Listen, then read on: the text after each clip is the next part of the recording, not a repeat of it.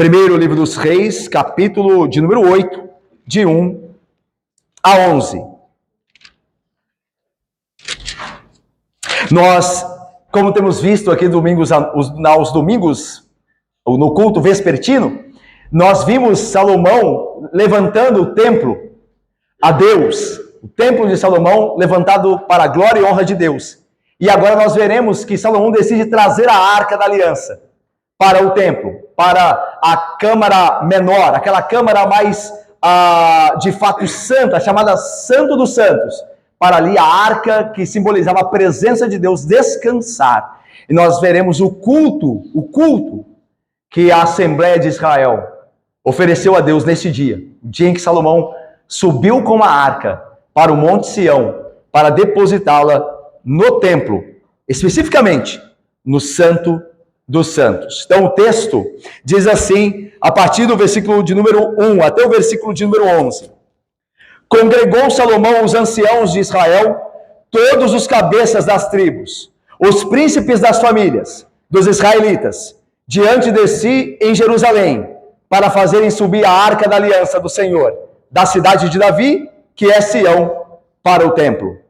Todos os homens de Israel se congregaram junto ao rei Salomão, na ocasião da festa, no mês de Etanim, que é o 7º. Vieram todos os anciãos de Israel, e os sacerdotes tomaram a arca do Senhor, e a levaram para cima, com a tenda da congregação, e também os utensílios sagrados que nela havia. Os sacerdotes e levitas é que os fizeram subir. O rei Salomão e toda a congregação de Israel que se reunira a ele, estavam todos diante da arca, sacrificando ovelhas e bois, que de tão numerosos não se podiam contar. Puseram os sacerdotes a arca da aliança do Senhor no seu lugar, no santuário mais interior do templo, no Santo dos Santos, debaixo das asas dos querubins. Pois os querubins estendiam as asas sobre o lugar da arca, e do alto cobriam a arca e os varais.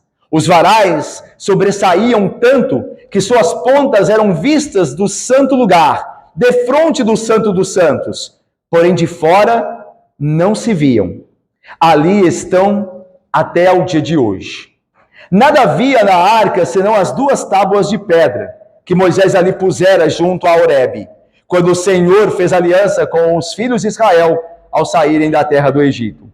Tendo os sacerdotes saído do santuário, uma nuvem encheu a casa do Senhor, de tal sorte que os sacerdotes não puderam permanecer ali para ministrar por causa da nuvem, porque a glória do Senhor enchera a casa do Senhor. Irmãos, nós oramos ao Senhor através da nossa irmã Heloísa, pedindo a Deus que nos fale por sua palavra. E nós então passamos a expor a palavra de Deus, a pregar a palavra de Deus. Meus irmãos, muito provavelmente, o texto que nós acabamos de ler é o texto que narra um culto que jamais tenha havido igual. Esse culto descrito em 1 Reis 8, de 1 a 11, e também é descrito esse mesmo culto em 2 Crônicas, ou 2º livro das Crônicas dos Reis, capítulo 5, é um texto correlato, ele narra o mesmo dia, o mesmo culto.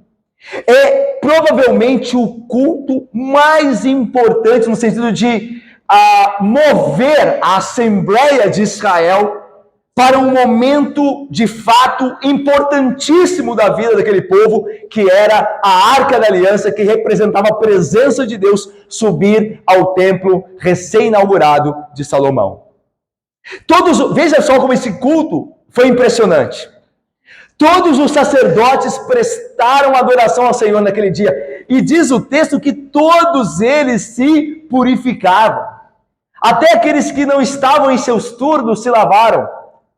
Isso também é dito no livro de 2 Crônicas, em complemento a este relato aqui de 1 Reis 8.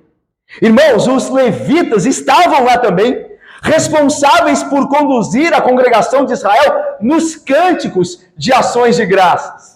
Lá em 2 Crônicas 5:13, que, como eu disse, é um texto correlato a esse texto aqui, ele narra o mesmo acontecimento, com algumas informações que são acrescentadas para nosso melhor entendimento daquele dia e daquele culto. Lá diz que os levitas conduziam a congregação ao canto, à adoração a Deus, entoando um refrão famoso de Davi no Salmo 136. Eles cantavam dizendo: porque Deus é bom e a sua misericórdia dura para sempre. É o que eles cantavam naquele dia. Os sacerdotes lá estavam todos purificados.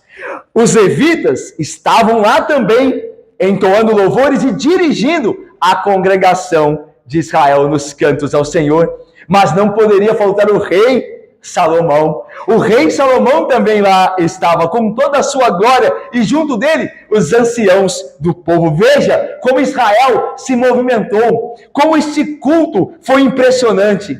Sacrifícios e mais sacrifícios foram oferecidos diante do Senhor. E a glória, por fim do Senhor, como nós lemos no final do texto, se manifestou através de uma nuvem espessa que encheu todo o templo. De tal maneira, como nós lemos, Esther, de tal maneira, Bia e Caio, que os sacerdotes tiveram que sair do templo, porque a glória de Deus encheu de tal maneira que eles não poderiam mais ministrar ali naquele dia, quando Deus, nesta teofania, se revelou a eles. Que culto impressionante! Meus irmãos, esse texto que nos fala deste culto impressionante e da glória de Deus revelada por meio daquela teofania, a presença de Deus naquele dia com o seu povo. Esse texto nos ensina muitas coisas benditas. E a primeira coisa que esse texto nos ensina como povo de Deus, como igreja do Senhor, é que Deus merece a adoração e o louvor de todos.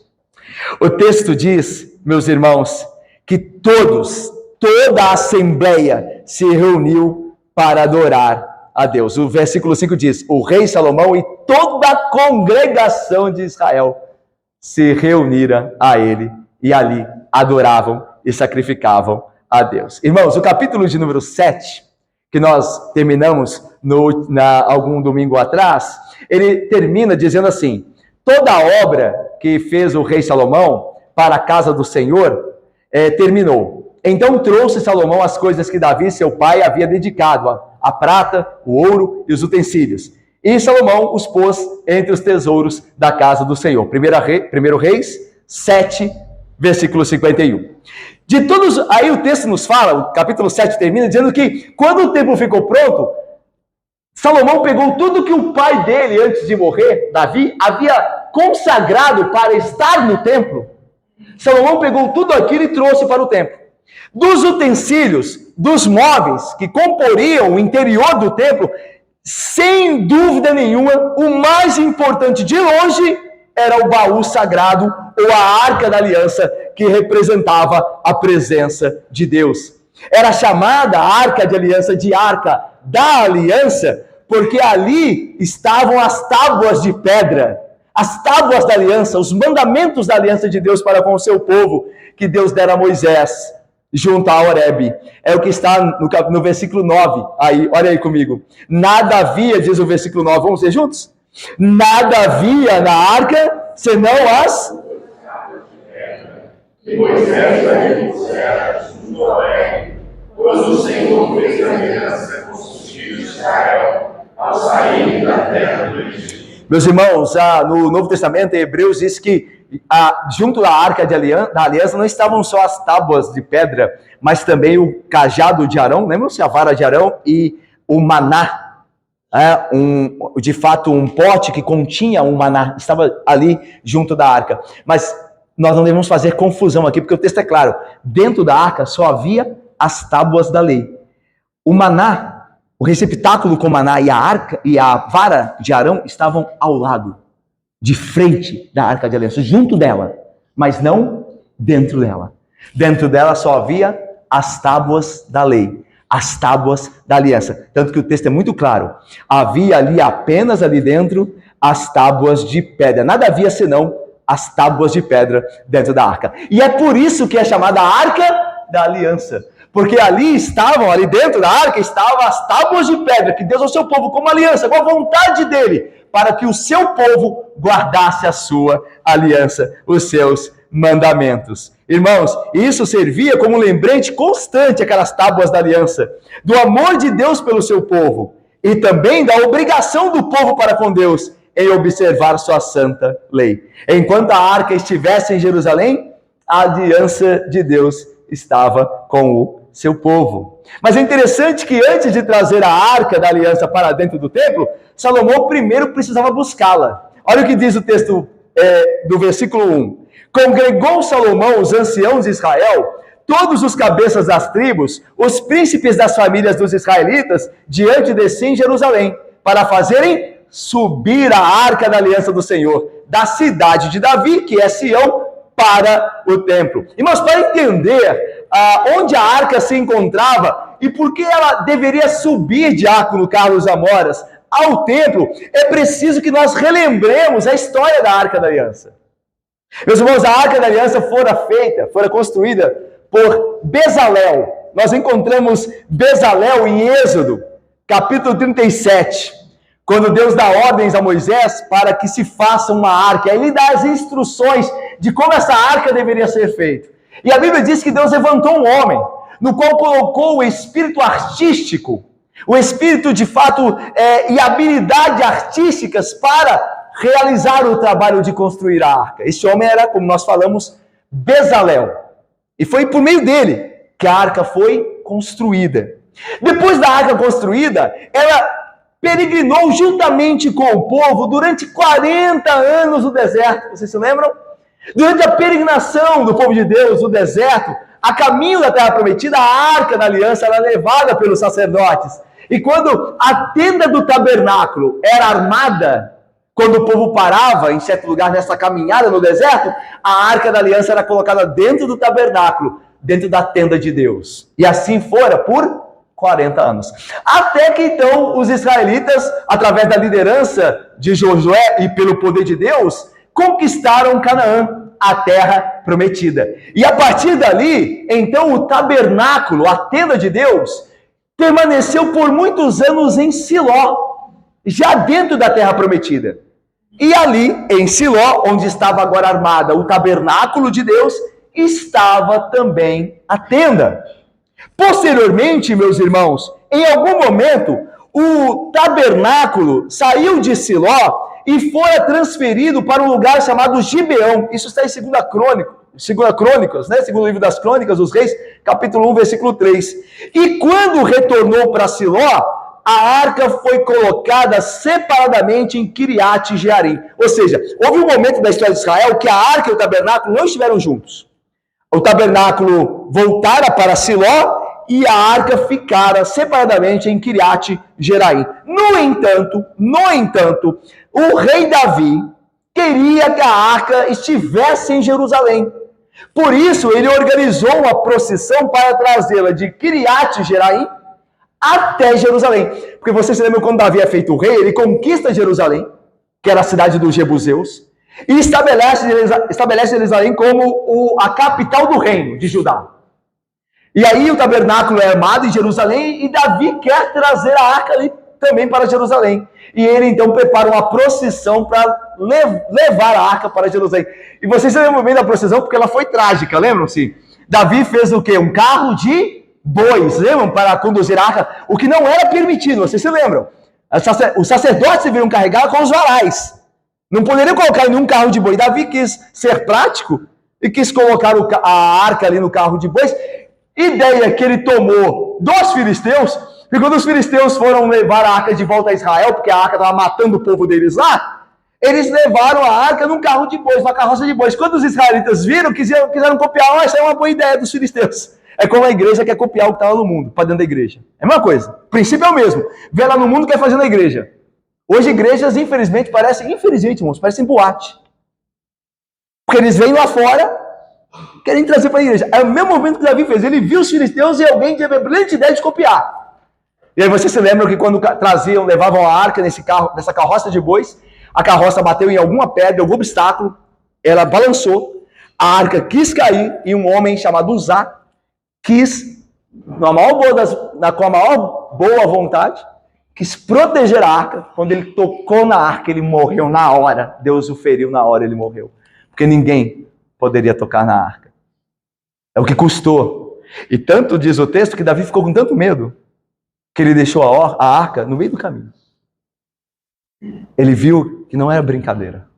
E deixou a arca lá. E não a levou para Jerusalém. E a Bíblia diz, irmãos, que Davi deixou a arca na casa de um homem chamado Obed-Edom. E a Bíblia diz que enquanto a arca ficou na casa de Obed-Edom, Deus abençoou a casa dele. E depois de um tempo passado, Davi diz assim: Deus tem abençoado tanto Obed-Edom, vamos trazer a arca para Jerusalém, eu quero a arca aqui conosco, para que nós sejamos abençoados também. Mas aí Davi então prepara uma segunda procissão, mas aí, Guilherme, da forma certa, com os varais, para ninguém ter nenhuma tragédia, nem morrer ninguém do povo. E aí, como fez da forma que Deus houver estabelecido, foi tudo bem. Não houve morte, só houve alegria naquele dia, porque obedeceram as instruções do Senhor. Como é a igreja, viu? A igreja é assim. Nós somos assim. Enquanto nós estivermos obedecendo a palavra de Deus, nós iremos bem. Quando não, nós certamente iremos muito mal. É sempre assim. Não se esqueçam, sempre assim. Quando então Davi traz a arca de Obed-Edom para Jerusalém, Davi lembra que não tem o templo ainda, certo? Quem vai construir o templo é Salomão. Então Davi faz o que em Jerusalém? Ele monta uma tenda e deixa a arca lá. Quando Salomão constrói o templo no alto do monte, Sião, agora Salomão quer trazer a arca que está na cidade de Davi, lá embaixo, para o templo que está no alto do monte. E é por isso que diz aí que ele então preparou tudo para subir com a arca, levar a arca para o templo. Ela já está em Jerusalém, só que ela não está no templo, ela está lá embaixo. E ela vai sair da cidade para subir o monte e então descansar no templo, mais especificamente no interior do templo, no Santo dos Santos. Então, rapidamente a história da arca, para nós chegarmos aqui. Então vamos lá. Versículo de número 2 vai dizer que chegou a hora então de trazer a arca para o alto da montanha. Então o rei Salomão convocou uma Assembleia Nacional, irmãos, uma Assembleia Nacional para adorar a Deus. E veja o que acontece aqui, que Deus mostra que nós, como nós falamos, a primeira coisa que nos ensina aqui o texto é que Deus merece a adoração de todos, tanto que Salomão convoca uma Assembleia Nacional. Olha o versículo de número 2. Todos os homens de Israel se congregaram junto ao rei Salomão na ocasião da festa, no mês de Etanim, que é o 7º. É interessante que, irmãos, o momento desse festival, dessa adoração a Deus, desse culto, é significativo. O texto diz que foi no 7º mês do calendário religioso de Israel, o mês chamado de Etanim. É interessante, meus irmãos, que Salomão terminou de construir a casa de Deus no 8º mês, no mês de Bul. Olha só o 1 Reis 6,38. 1 Reis 6,38 diz assim: E no ano 10º, no mês de Bul, que é o 8º, se acabou esta casa com todas as suas dependências, tal como deveria ser. Então veja aqui, de duas situações, uma. Ou a arca é levada, Renata e André e Tayane, para o templo construído antes da inauguração dele, porque ele é terminado no mês 8º. Mas diz o texto que a arca foi trazida no mês 7º, antes então da consagração, da inauguração do templo, certo? Então essa é uma possibilidade. Agora o que é mais provável é a segunda possibilidade. É que se levou quase um ano para que então, no 7º mês do outro ano, se levasse a arca para o templo. Então o templo terminou no 8º mês de um ano terminado, esperou-se quase um ano para que no 7º mês do outro ano se levasse então a arca. O templo então já havia se inaugurado há cerca de quase um ano.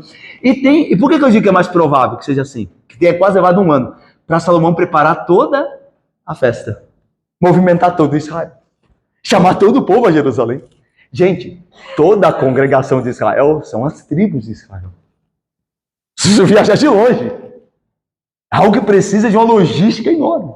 Então se levou tempo. Então é bem provável que o templo tenha sido inaugurado num ano e quase um ano depois, então, o culto, a adoração, o festival para que a arca subisse para o templo. Irmãos, mas é interessante outra coisa. O 7º mês do calendário religioso é o mês que é comemorada a festa dos tabernáculos. Lembra que a gente está vendo a festa dos tabernáculos? Ouvimos recentemente lá em João, o Evangelho de João, quando Jesus estava em Jerusalém, era a festa dos tabernáculos. E você se lembra o que era comemorado na festa dos tabernáculos? Era comemorado o quê? Se relembrava o período que Israel passou pelo deserto, e Deus estava com Israel. E Deus habitou no meio deles com uma tenda. Cada um do povo tinha a sua tenda. Cada família do povo tinha uma tenda. E Deus tinha a sua tenda. Então Deus estava com eles. Assim como eles estavam ali unidos em famílias, cada um com a sua tenda, Deus tinha a sua tenda também. Porque Deus ama estar com o seu povo. Deus está com o seu povo e tem prazer em estar com o seu povo, em guardar e abençoar o seu povo. E esta festa dos tabernáculos comemorava esse feito do deserto, a companhia de Deus, guardadora, protetora, abençoadora, nesse período de viagem até a terra prometida. Irmãos, agora, provavelmente Salomão, quase um ano depois, escolheu o 7º mês do calendário religioso, o mês de Etanim, para se fazer a festa, para comemorar que agora, assim como o povo não habita mais em tenda, porque agora o povo tem um lugar fixo, tem uma cidade fixa que é Jerusalém, assim também agora Deus tem uma casa, ou se agradou Deus de ter uma casa fixa em Jerusalém, um templo. Então a escolha do mês é muito provavelmente proposital pela a significação do mês para Israel. Assim como nós não habitamos mais em tendas, e temos um lugar fixo, porque Deus nos deu esse lugar fixo e agora Ele está conosco, Deus também se agradou de ter uma casa no nosso meio, o Templo de Salomão. Então tudo isso foi preparado por Salomão. Mas então, veja só, aqui nós estamos vendo que todos devem adorar a Deus e que houve um mês específico para isso, para mostrar que agora Deus está definitivamente com o seu povo. Mas uma das coisas que nós aprendemos na questão de todos devem adorar a Deus, é que em primeiro lugar, os líderes devem adorar a Deus. Todo o povo deve adorar a Deus, mas principalmente os líderes, porque eles são um exemplo de todo o povo. Perceba isso no texto. Olha só, versículo 3. Vieram, olha os líderes destacados. Meu ponto é, todos devem adorar a Deus, mas principalmente os líderes, porque eles são um exemplo para os demais. Esse é meu ponto aqui. E o nosso ponto é biblicamente fundamentado, porque o texto dará destaque aos líderes. Olha só o versículo 3. Vieram todos os anciãos, os presbíteros. Lembra que presbítero significa ancião. Vieram todos os anciãos de Israel, os líderes, os mais velhos, os mais experientes. E os sacerdotes, líderes, tomaram a arca do Senhor e a levaram para cima com a tenda da congregação e também os utensílios sagrados que nela havia. Os sacerdotes e levitas. Outra classe de liderança aqui. É que os fizeram subir. Ou seja, é que conduziram o povo para subir em adoração. Irmãos, nós aprendemos aqui que todos devem adorar a Deus. Nós vimos a congregação reunida ao redor do rei Salomão para essa festividade, esse culto de adoração e louvor a Deus. Mas que principalmente os líderes devem fazê-lo primeiro como exemplo para os demais. Irmãos, Deus estabelece homens como líderes para conduzirem seu povo na adoração. Aqui nós podemos observar, meus irmãos, um princípio importante da liderança espiritual. Certos homens são chamados para liderar as pessoas na adoração a Deus. Hoje, essa é uma das responsabilidades, por exemplo, dos presbíteros da igreja. Nós temos presbíteros na nossa igreja. O presbítero docente, que costumeiramente chamamos de pastor, e os presbíteros regentes, que nós costumeiramente chamamos de presbíteros. Eles são aqueles responsáveis em conduzir o povo na adoração a Deus. E como é que eles fazem isso? Eles fazem isso, irmãos, cumprindo o propósito de Deus em sua vida, glorificando a Deus em sua própria vida. Quando os líderes do povo de Deus adoram a Deus, tanto em particular como em público, eles inspiram outras pessoas à adoração de Deus. Quando as pessoas veem como os homens que elas respeitam são cativados pelo Evangelho de Cristo e se alegram com ele, então essas pessoas também são cativadas pelo exemplo e se dão mais e mais ao Evangelho pela influência destes homens. Irmãos, todos nós somos influenciados por alguém, para o bem ou para o mal. Todos nós, sem exceção alguma. A pergunta que nos cabe é: quem nos influencia? Quem nos influencia? Deus levantou homens para nos influenciar na igreja, para nos conduzir. A graça, lembra que Paulo diz? Deus deu à igreja pastores e mestres e obreiros para a edificação do corpo, para a bênção do corpo, para conduzir a igreja. Irmãos, queridos, você vê no antigo Israel, o rei Salomão estava cercado de liderança, de líderes que conduziram a congregação na adoração. Assim também, meus irmãos, nós devemos orar para que os nossos presbíteros, os nossos pastores, os nossos diáconos sejam homens de vida verdadeiramente cristã. Irmãos, observem os homens que estão no vosso meio, o pastor, os presbíteros, diáconos, eles têm que ser observados. Você tem que ter um critério bíblico para julgá-los. Quando há eleição, e nós estamos nos aproximando de eleições de oficiais, mas independente de ser de diácono, presbítero e pastor também, isso deve ser observado, irmãos. Porque é necessário na igreja haver homens que conduzam o povo a Deus em adoração, quando esses homens mesmo glorificam a Deus, quer em sua vida privada e particular, quer na sua vida pública. Assim também é importante olhar para os homens, e aí, meus irmãos, todos nós aqui estamos incluindo, como líderes dos seus lares. Nós jamais seremos uma bênção à igreja se não formos antes no lar. Jamais, irmãos, esqueça isso. Nós poderemos ser hipócritas. Fingirmos que somos uma coisa na igreja e sermos outra em casa. Mas nós jamais seremos uma bênção na igreja se nós não formos uma bênção em nossos lares. Se nós não formos os sacerdotes do nosso lar, os pastores do nosso lar. Eu já disse isso aqui, meus irmãos. Todos os homens aqui presentes, que possuem uma família, que são chefes de casa, são pastores da sua família. Meu irmão, você é um pastor da sua família. Você pode ser um bom pastor ou um péssimo pastor, mas você é o pastor da sua família. Não tem como fugir disso. Você é o responsável diante de Deus último pela sua família. Não é o pastor da igreja, não é o presbítero, não é o diácono, é você, meu irmão. E se você não cuidar da sua família, ninguém fará. É você que é o responsável. Você é o pastor da sua família. E você será abençoado, e eu também, quando nós entendermos isso e buscarmos a graça de Deus para sermos o que fomos chamados a ser. Líderes do nosso lar. Não espere sua esposa te convidar para você fazer o culto doméstico. Não é a função da sua esposa te lembrar disso. É a sua função. Você é o pastor. A sua esposa, certamente, como as esposas aqui presentes, já tem muita coisa para fazer. Nós precisamos assumir a liderança do nosso lar, em amor e piedade. Senão a igreja jamais terá homens preparados.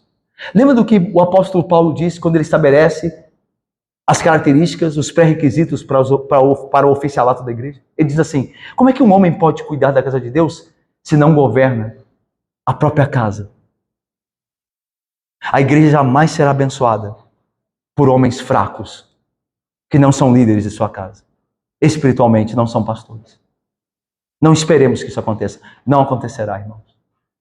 Nós precisamos liderar nossos lares. Nós precisamos fazer o culto doméstico. Nós precisamos ler a Bíblia com nossas esposas e com nossos filhos.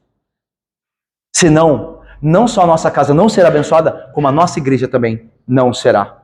Irmão, meu querido, mantenha a adoração familiar na sua casa. Mantenha ela simples. Ah, pastor, mas o que eu faço? Eu não tenho curso de teologia. Eu não fiz seminário. Como é que eu faço? Meu irmão querido, faça uma réplica do culto que você presta a Deus aqui. Leia a Bíblia com a sua família em casa depois do jantar. Leia um texto bíblico. Cante uma estrofe de um hino. Ore ao Senhor, comece de maneira simples. Deus muito pode, meus irmãos, quando a palavra dele é pregada, quando ele é invocado, buscado em oração, quando louvores são dedicados a ele. Deus abençoa a família. Faça isso, comece agora. Não precisa ter uma formação teológica para isso. Deus te abençoará, Ele te chamou para ser o pastor da sua casa. Você tem sido abençoado com a palavra de Deus aqui na igreja, você tem aprendido, você tem lido a Bíblia, em primeiro lugar, e bons livros. Comece agora, no poder de Cristo. Se disponha e Deus muito te abençoará. Deus muito te abençoará e a sua casa. Faça como Josué disse, como ele decidiu, eu e minha casa serviremos ao Senhor. Faça como ele. Deus te chama a isso. A igreja nunca será abençoada. O povo de Deus nunca será bem conduzido se não houver homens desse tipo, pela graça de Deus. E meus irmãos, tanto eu como vocês são pecadores. Tanto eu como vocês não podemos fazer nada, a não ser sermos péssimos maridos e pais. Só isso que nós podemos fazer por nós mesmos. Mas nós podemos tudo naquele que nos fortalece. Busque ao Senhor, ore ao Senhor, leia a sua palavra, viva na sua presença, confie na sua graça, no seu poder, na sua misericórdia, entregue-se a Deus, vá à sua palavra, ore por sua família e Deus muito te abençoará, não só na sua casa, mas você será uma bênção na igreja do Senhor Jesus Cristo. Que Deus os abençoe assim, irmãos.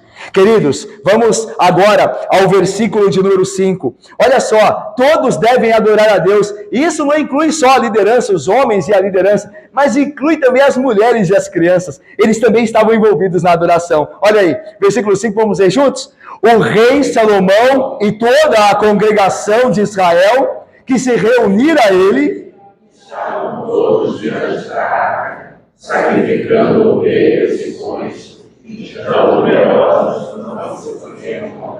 Irmãos, Israel desfrutou desse tipo de liderança sobre Salomão, liderança responsável, liderança séria, dedicada e piedosa, e os resultados disso, de toda a liderança dos sacerdotes, dos levitas, dos homens da congregação de Israel, esses aí liderando o povo, o resultado disso foi maravilhoso. Na adoração divina, homens que são os líderes, influenciaram mulheres e crianças a adorarem juntos ao Senhor. E é assim que deve ser sempre.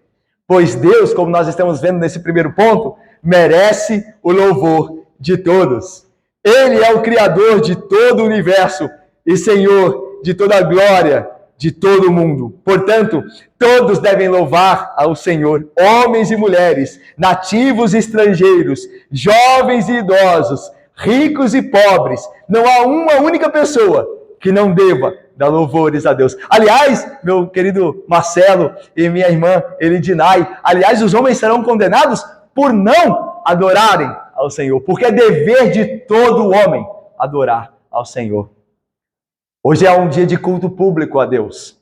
Hoje é o dia do Senhor. E nós temos convocação da Assembleia da Igreja Presbiteriana de Caraí para cultuá-lo, tanto de manhã quanto à noite. Irmãos, as pessoas que não desejam estar aqui, quando podem estar aqui, estão pecando contra o Senhor. Porque é dever de todo homem atender à santa convocação. Hoje é o dia que o Senhor fez, hoje é o dia do Senhor. Alegremo-nos e nos regozijemos nele, neste dia que o Senhor fez, para a sua adoração. Todo homem, toda mulher, toda criança, todo jovem, todo idoso deve atender à ordem, meus irmãos. Por isso, também o culto solene, como tenho dito aqui, nós temos dito, é de extrema importância e não deve ser negligenciado.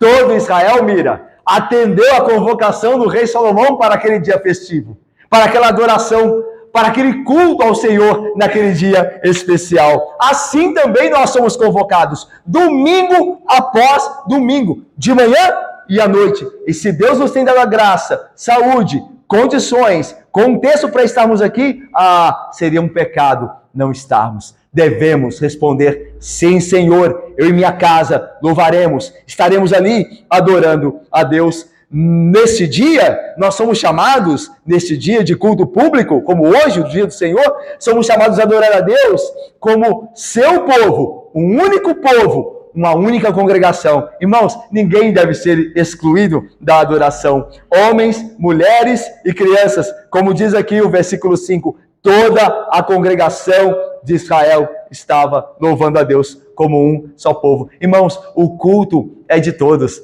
Irmãos, não existe culto infantil. Por muito tempo e ainda hoje, há uma tradição em nossas igrejas não bíblica. Não é bíblica, irmãos. Veja, deixa eu deixar bem claro aqui, irmãos. eu já participei de culto infantil. Na igreja que meu pai pastoreou, tinha culto infantil, tá? E, de certa forma, Deus, na sua graça e providência, abençoou aquilo. Mas não é o ideal. Nós não vemos na Bíblia nenhum lugar que diga que há um culto para criança separado. Não há. Não há. Todo lugar da Bíblia, tanto no Velho quanto no Novo Testamento, a igreja adora junto, é a congregação. O povo de Deus juntos. Pais e filhos, velhos e crianças, jovens e adultos, todos juntos como um só povo, adorando a Deus. E assim nós devemos fazer. Esses dias eu conversava com uma irmã da igreja, que agora recentemente foi agraciada por Deus com a bênção da maternidade, e ela estava dizendo, pastora, a minha filha às vezes fica muito irritada no culto, eu fico muito preocupado, né? E eu acho que a atenção dos pais aqui, né, que tem crianças pequenas, ficam muito preocupados com o choro da criança e com o barulho e às vezes o grito, porque a criança está aprendendo a falar, ela está começando a expressar a sua voz ali, e ela ainda não tem maturidade de entender onde ela está e tudo mais, e a igreja deve entender isso bem, ter paciência com isso. Mas, meus irmãos, é interessante, eu estava falando com ela, que é maravilhoso que Deus, Ele contempla isso nos Salmos. Ele fala que da boca dos pequeninos, Ele suscitou o verdadeiro louvor. E ali, no hebraico, Salmo 8, no hebraico significa do choro das crianças de colo. Do grito das crianças de colo, Deus suscita verdadeiro louvor. Irmãos, Deus se agrada do choro das crianças quando elas estão no nosso meio. Sabe por quê? Porque, irmãos, filhos de crentes são mais crentes para o reino. E Deus se alegra quando a igreja tem muitas crianças. O Senhor Jesus Cristo era o Senhor e Rei das crianças, o Salvador das crianças. Deixai vir a mim os pequeninos, não os impeçais, deixem eles virem. Porque dos tais é o reino dos céus. Que Deus nós temos maravilhoso. Ele não se esqueceu dos nossos filhos. Ele não se esqueceu dos pequenos. Sabe o que esse mundo está fazendo com os pequenos? Ele está assassinando os pequenos. No ventre. É o que esse mundo está fazendo. E a igreja deve amar os pequenos como Cristo os ama. O culto é de todos. Não é uma bênção nós estarmos aqui cultuando a Deus e nós vemos os pequenos abrindo o inário e cantando, se esforçando para cantar. Quantas vezes eu vejo irmãozinhos nossos, irmãzinhas, Laurinha de Presbítero Otto, às vezes se senta aqui na frente, aos domingos de manhã, nós vamos cantar o hino, ela abre o inário e começa a cantar.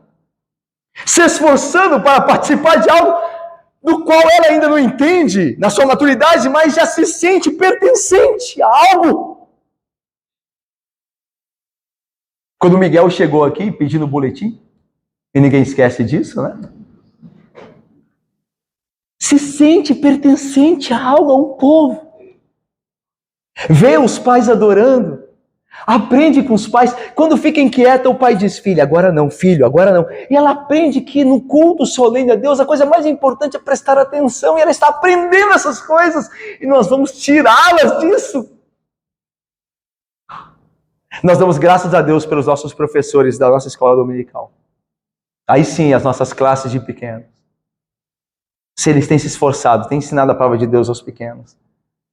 Mas no culto, irmãos, nós devemos estar todos juntos. E nos alegrarmos com o grito e o choro das crianças. Significa que Deus tem abençoado o seu povo. Tem multiplicado o seu povo na terra. Louvado seja Deus, meus irmãos. Deus merece ser adorado e louvado por todos. Meus irmãos, eu vou terminar aqui. Eu ainda tenho muitos pontos. Muitos aqui. E fazendo as contas proporcionalmente, nós iríamos longe hoje. Então, como diz o outro, meus irmãos, a gente vai comer o necessário de hoje, ok? Aquilo que é necessário. Nos próximos domingos, nós continuamos com esse texto. Que Deus nos abençoe. Amém, irmãos.